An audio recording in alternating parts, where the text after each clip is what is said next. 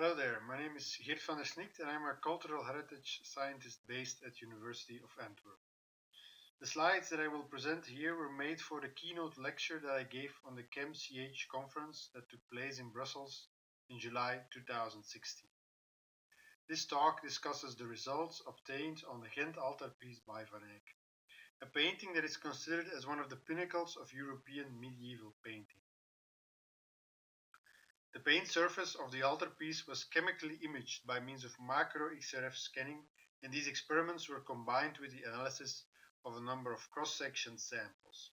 Scans were performed by the University of Antwerp, MA-XRF analysis by the Eyck in Brussels. As such, this talk is a collaboration of both institutes. The altarpiece, which you can see here in an open position, showing its interior paintings, was ordered by a local politician and trader Joos Veit and his wife Elisabeth Borluut. Veit was a benefactor of what is today the Cathedral of Saint Bavo in Ghent. As you can see, Ghent's skyline is dominated by three Gothic towers. Saint Bavo is this one here.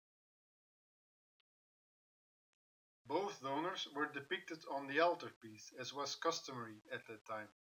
Their portraits are on the reverse side of the wings, so they can be seen when the wings are in a closed position, like this. The altarpiece was installed in 1432 in the cathedral as part of the overall ornamentation of a chapel in the choir that was entirely sponsored by Veit and his wife.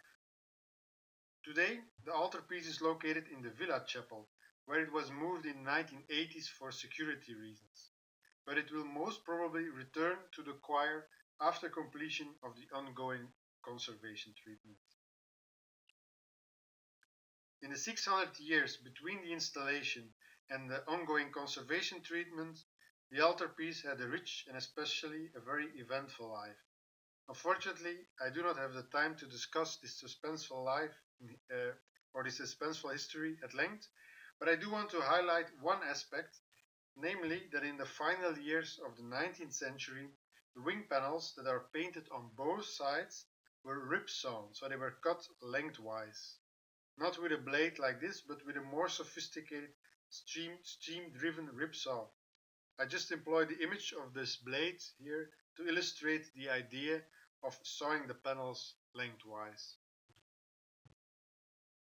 So the original oak panels of approximately 1.5 centimeter in thickness were rip-sawn in two equal thicknesses of about 5 millimeters, so they're very thin at this time.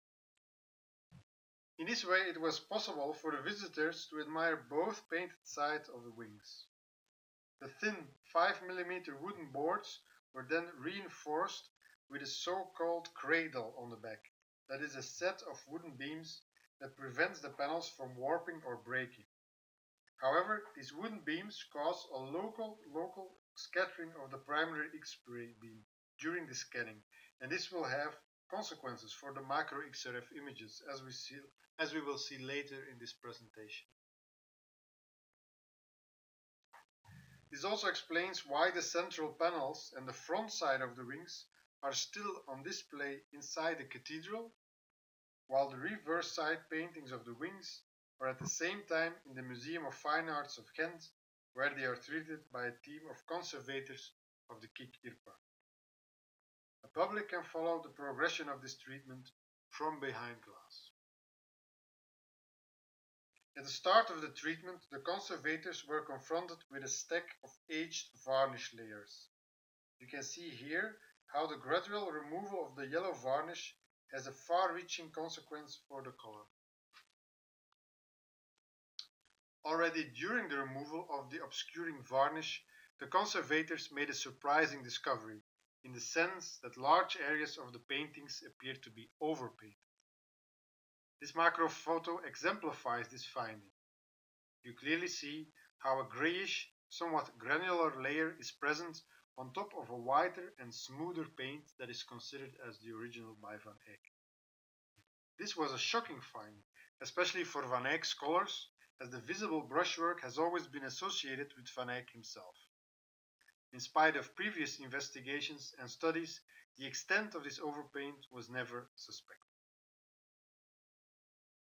At the same time, this finding confronted the conservators with a dilemma. Should we conserve or remove these overpaints? An important parameter in this discussion is obviously the condition of the original underlying Van Eyck layers. For that reason, the question was raised if MAXRF scanning could be used for A full identification of all overpaints and visualize their distribution, and B, to estimate the condition of the underlying original paint. It is clear that the main challenge for such an experiment is the particularly large surface, and I will illustrate this in the next few slides. Our in-house built MAXRF scanner, which you see here, has a travel range of 60 by 57 centimeters. As such, it is adapted for medium-sized paintings, like for instance the Scream by Munch. The Scream is 91 by 73 centimeters. As a result, the painting can be scanned in 4 experiments, with the first scan exploiting the full range of the motors in an experiment of 24 hours. Then 3 smaller scans can be added. The Ghent Altarpiece, however, is substantially larger, as you can see here. The painted surface measures over 8 square meters, so it was divided into 37 separate scan areas, and this took approximately 60 working days to scan. It's about 3 months.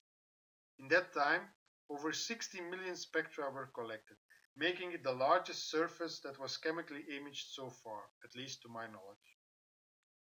In conclusion, the main challenges for this type of large surface chemical imaging are first, the long data collection, 3 months in this case, but also the processing of this vast amount of data afterwards. Let us focus on the portrait of Veit to explain how this data processing is done. After all, he paid for the painting, and as such Veit can be considered as the instigator of all of this. So, we want to turn the 2 million spectroscopic measurements into distribution images, and we need for that software that allows A, fast processing, and B, a reliable and artifact-free identification of all elements. There are a number of ways of doing that, as you can see in this slide. I'm not going to say too much about this aspect, as most of this work was done by colleagues of mine, and chemometrics is not my field of expertise. However, I do want to highlight with this slide that the way the data is processed has a significant impact on the appearance of the resulting images. Next to straightforward range of interest imaging, which is here ROI imaging, you can also use more sophisticated deconvolution software. YMCA from the ESRF is currently the most used package, but we also have 2 in-house developed software packages at the university. That is the Data Muncher and MA-XRF. You see little difference when looking at the distribution of major elements. For instance, mercury, that obviously corresponds to the red vermilion dress of Veit. But when you consider minor elements like zinc or emission lines in overlap areas, you notice a clear variation in the images. Another important difference is the processing time. This ranges from 5 minutes up to 62 hours on my quad-core laptop. For all of these software packages, a first step is the calculation of a sum spectrum that adds up all signals collected in all channels during the entire experiment. As such, this sum spectrum reflects all spectral features from the 800,000 measurements performed in this area, and this sum spectrum serves as a base to identify the elements present. As mentioned, the shortest way to go from spectra to images is range of interest imaging. In that case, you simply define the beginning and the ending of a discrete peak area and plot all signals within that range into a 2-dimensional image. This works relatively well for most major elements, but you will run into trouble for minor elements and overlap areas.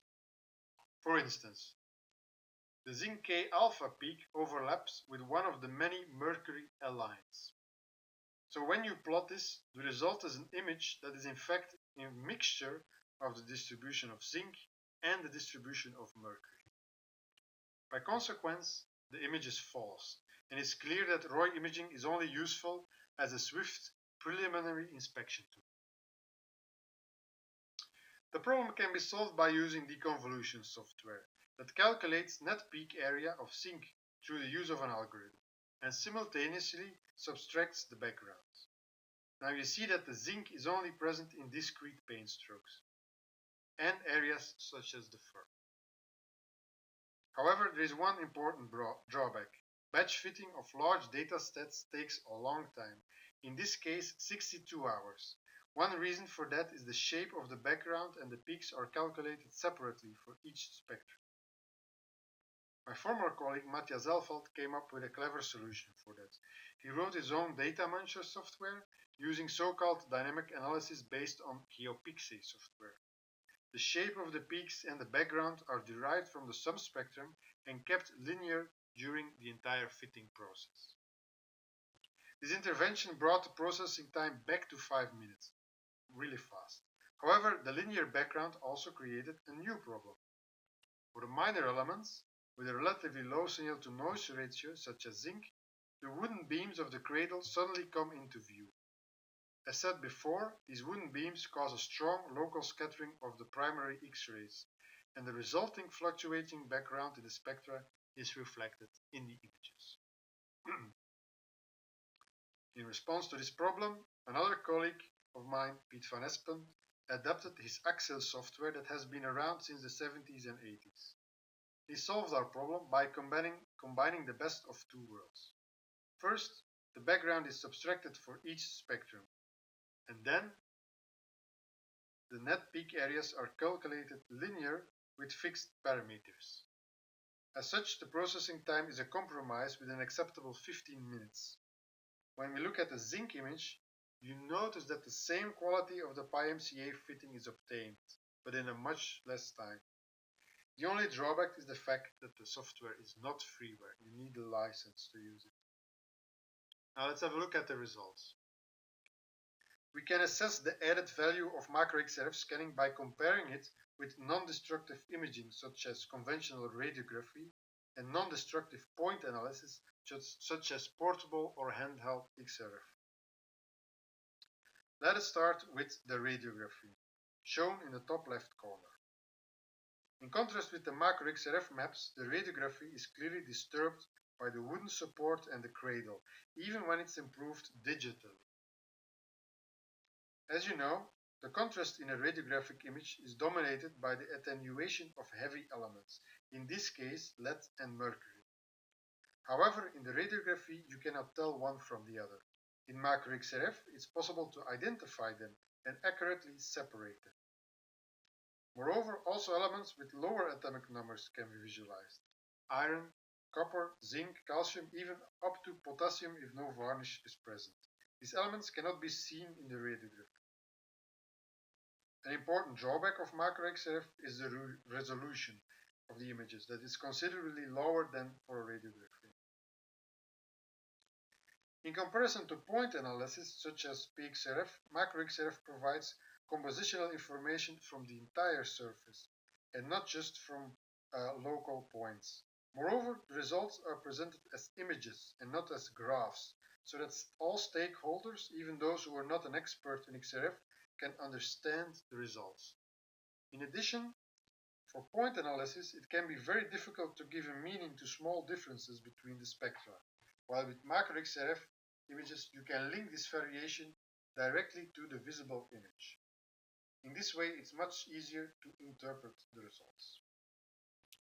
Moreover, when the images are studied carefully, it is possible to deduce layer-specific information that is usually only obtained by cross-section. It is this particular aspect that appeared valuable for studying the overpaints and the original layers on the altarpiece.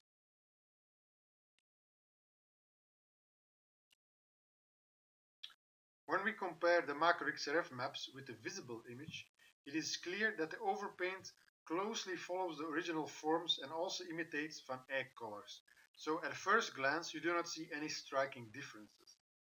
However, upon close examination, small differences can be found. This is especially the case for the elemental distribution maps of the higher Z elements, such as lead and mercury.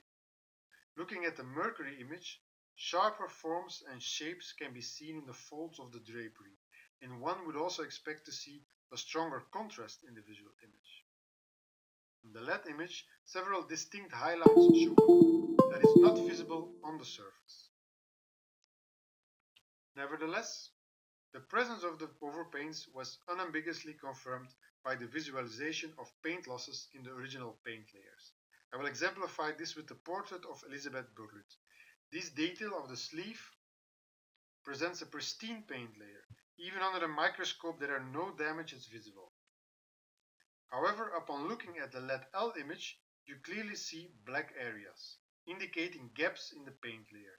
This confirms that there is a similar but a damaged composition hidden under the surface. Interestingly, the LED-M image does not show the paint losses. How is this possible? Well, although both images show the distribution of the same element, the images are stemming from different layers due to their difference in energy.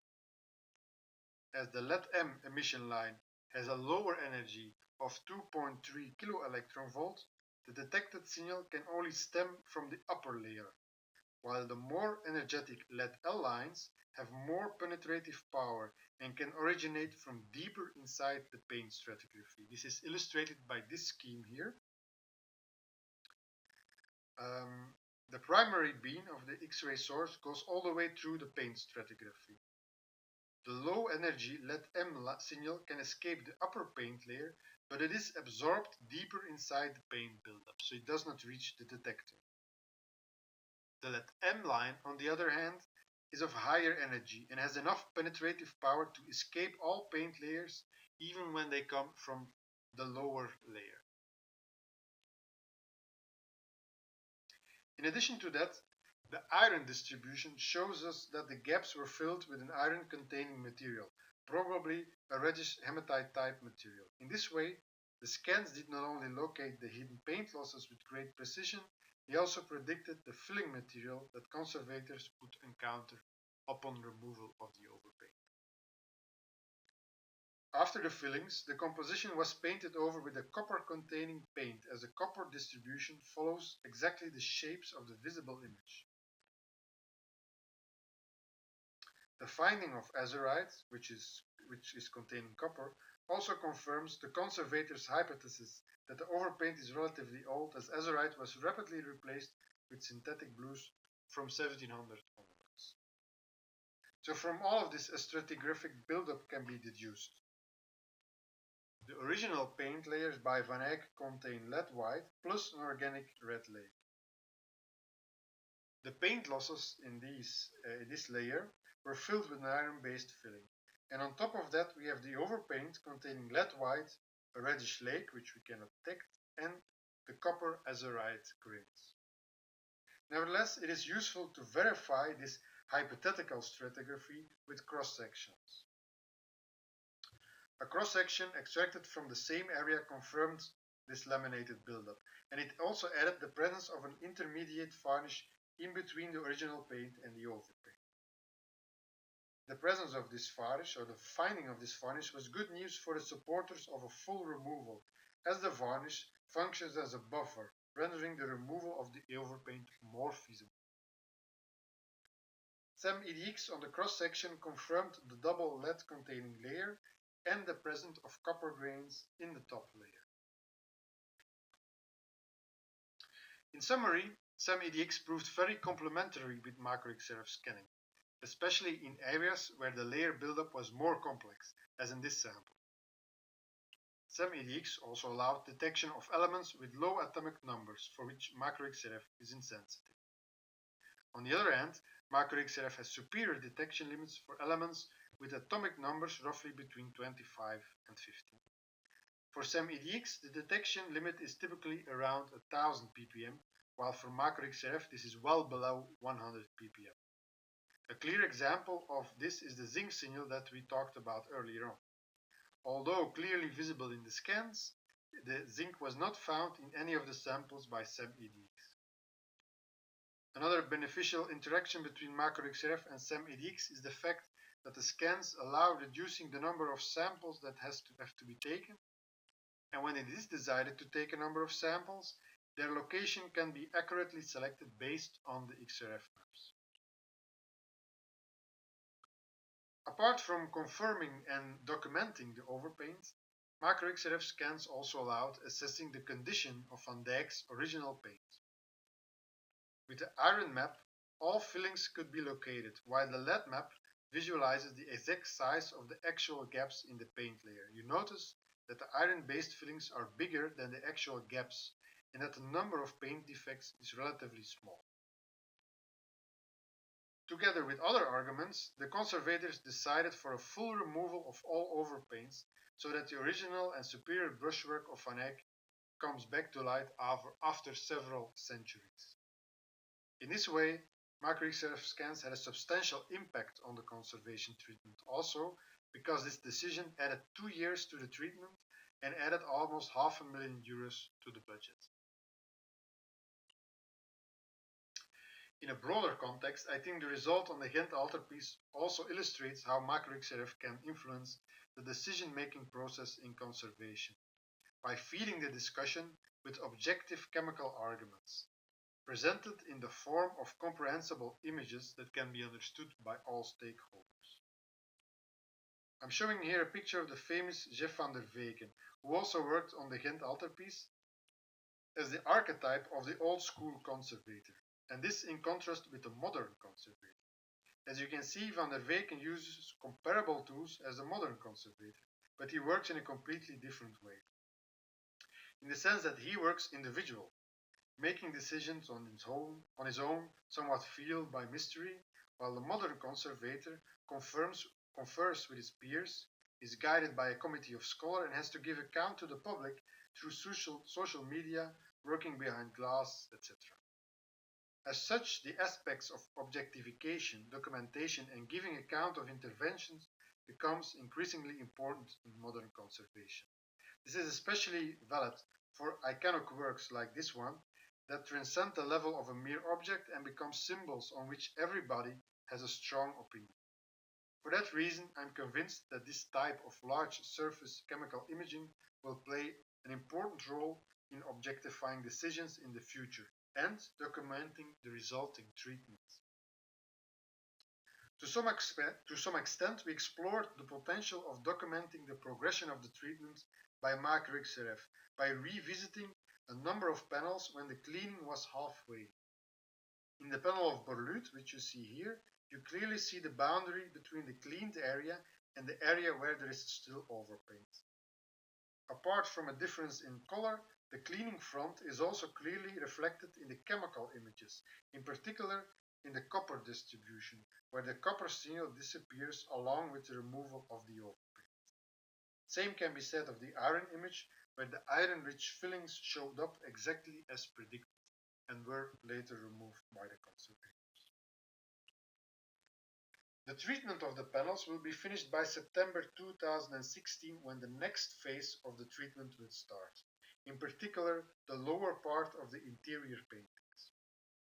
The important question was raised if these panels could be equally overpainted, and therefore we performed a number of explorative scans inside the cathedral. But I will end my presentation here, and I keep this story for a future occasion. Nevertheless, if you're interested in this, please feel free to visit the time-lapse movie of these experiments on YouTube. I thank you for your attention.